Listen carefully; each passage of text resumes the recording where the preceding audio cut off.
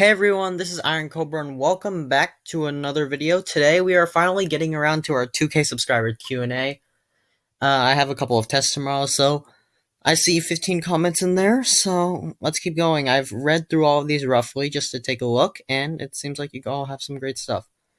So, our first question is from Mr. Rhodey. I've seen you everywhere on YouTube, this is amazing.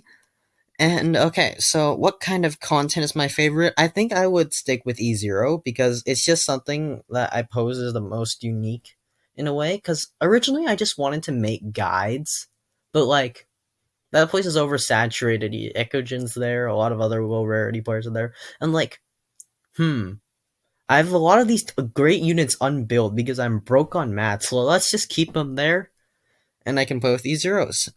In my Nuzlocke playthrough, how could I let poor Jessica die?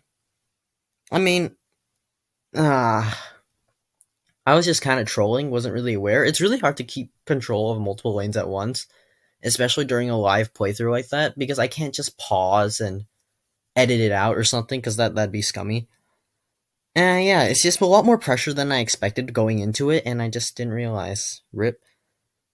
And would I promote Arquetto's Brewery? We can see right down here in the next comment here, Zyrathan. She made one of my Arquetto beer hall dorms, so I definitely will promote it. And it's motto. When Cheeto gets her module, I'm actually not sure what I want to see from her module yet, because her module, she's probably going to be grouped up with the other 6-star anti-air snipers. So I'm not going to sure what Hypergriff would want, but if she gets a specific module for herself, she's probably just going to get, I don't know, extra damage to, the more targets she hits, the more extra damage she gets. And yes, I do like hot Cheetos. I eat them pretty often, if I can. So now we have Zyrathan, Arquetto, best girl. Easy. She is Alchemaniac's daughter and voiced by the legendary Inori Minase. Very fun, very fun. And I feel like her playstyle is just very dynamic, and her personality is pretty nice. Carried by voice, though, mostly. But yeah, everything about her is just probably the best I've ever seen. E0, I mentioned that before. Most difficult stage in normal gameplay. Probably H84, because H84 is toxic. I still haven't even tried that stage yet. Hell no. I've seen people do it on stream. Most difficult E0 gameplay. That is possible. I think it's either got to be 7-9 CM or JT8 3 CM. Both of those are just hella freaking toxic. And 7-9 CM requires a max pot yen. Without the defense pot, she dies. Without the attack pot, she wakes a dog. So that's fun. CN, a couple CN friends of mine put that there. What kind of skin would you want to see get added? So for Arquetto skins, because I obviously want the existing ones, it's great, and the color scheme's great as well. But it kind of makes her just look too short and too wild. Like, I want to see something more like her E1 art, where she comes off more mature and just more threatening or something like that. I can't, for lack of a better term. Best husbando. Phantom. Yeah, no other questions. Pixel. I've seen you on Discord for quite a bit, and exposed to be via a certain scammer. Right. Oh wow, this is pretty long.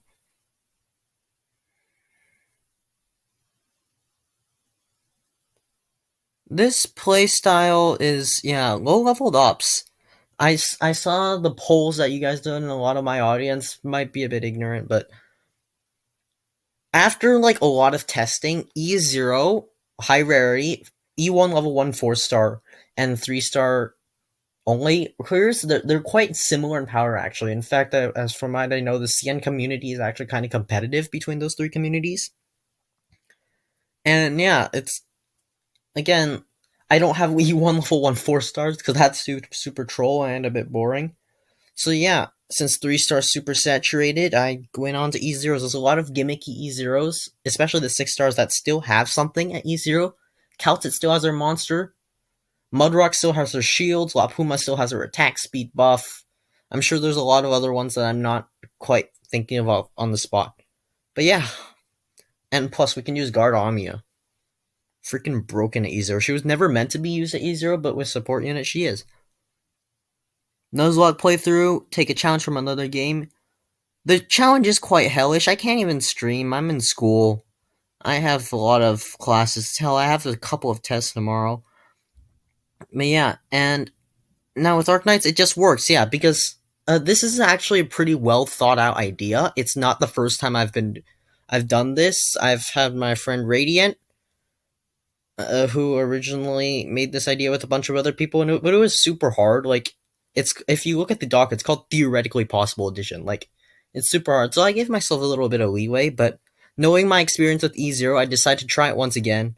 And yeah, it's been pretty fun. I hope you guys have enjoyed watching as well. And yeah, have a good day to you, Pixel. Ah, Radiant. Yeah, I was just mentioning you. When AK gets a monkey hover, he calls her calling him PTD 5.5. Sure, buddy. Sure, whatever you want, man. That's fucking hilarious. Alright, I'm back from a quick break. Then our next question is, what makes you want to jump into AK content creation despite there's other content that you can make and it's more popular than AK? I don't really know how it would fit in larger content. I'm not really aware of other bigger gacha game communities outside of Genshin, and that place is very saturated, and I don't really like that game anyways.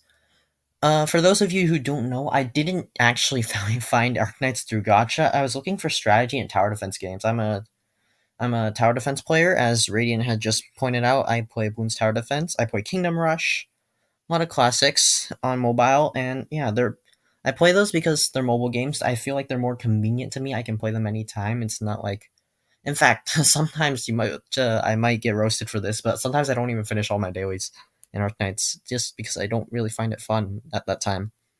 But yeah, I've been doing them lately though, so yeah. I just feel Arknights is probably the best place for me.